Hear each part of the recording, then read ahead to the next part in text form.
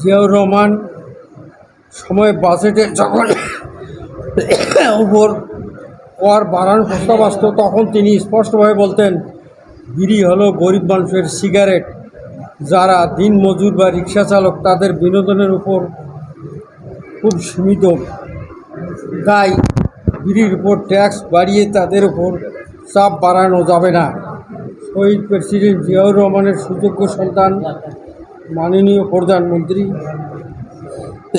তারেক রহমান বিড়ি শ্রমিকদের কর্ম রক্ষার্থে বর্তমান অর্থ বাজেটে বিড়ির উপর শুল্ক অপরিহিত রাখার আবারও কৃতজ্ঞতা জানাচ্ছি। প্রিয় সাংবাদিক বন্ধুগণ, বাংলাদেশের অর্থনীতিতে বিড়ি শিল্পের মালিকদের অবদান অপরিসীম।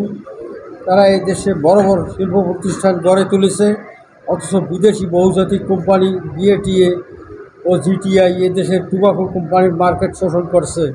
তারা এদেশের মানুষের ফুসফুস পুড়িয়ে হাজার হাজার কোটি টাকা বিদেশে পাচার করছে। বর্তমান টুবাকো মার্কেটে 80% থেকে 85% দখল করে আছে নিম্ন স্তরের সিগারেট।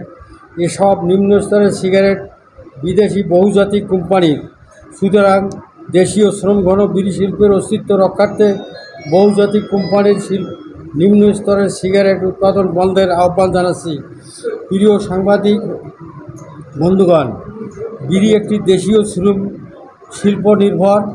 ভারত, পাকিস্তান, ইন্দোনেশিয়া এবং মালয়েশিয়াতে হাতে তৈরি বিড়িকে প্রণোদনা দেওয়া হয়।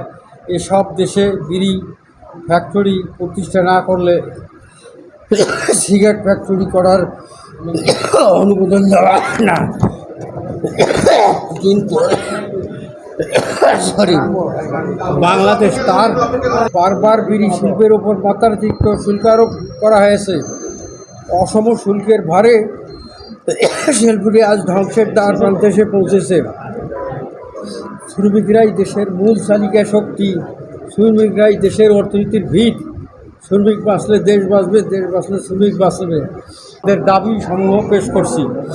দাবিসমূহ: বহুজাতিক কোম্পানির নিম্ন স্তরের সিগারেট বন্ধ করতে হবে। ন্যূনতম মজুরি বোর্ডের মাধ্যমে বিড়ি শ্রমিকদের মজুরি বৃদ্ধি করতে হবে। নকল বিড়ি উৎপাদন, বিড়ি বিক্রি বন্ধ করতে হবে। নকল বিড়ি বন্ধ করতে হবে। প্রাচীন শ্রমঘন বিড়ি শিল্পের ওপর শুল্ক অপরিবর্তিত রাখা হয়েছে। খাদ্য নিরাপত্তা জোরদার করার লক্ষ্যে বাজেটে নিত্যপণ্যের দাম কমানোর সিদ্ধান্তে আমরা সরকারকে সাধুবাদ জানাচ্ছি। বাস্তবভিত্তিক, কল্যাণমুখী ও সময় উপযোগী প্রণয়ন করায় বাংলাদেশের বিড়ি শ্রমিক ফেডারেশনের পক্ষ থেকে মাননীয় প্রধানমন্ত্রী তারেক রহমানের প্রতি কৃতজ্ঞতা, ধন্যবাদ ও অভিনন্দন জানাচ্ছি। একই সাথে মাননীয় অর্থমন্ত্রী ও রাজস্ব বোর্ডের চেয়ারম্যান মহোদয় সহ সংশ্লিষ্ট সকলকে ধন্যবাদ ও কৃতজ্ঞতা জানাচ্ছি। আদি ও পুরাতন শিল্প।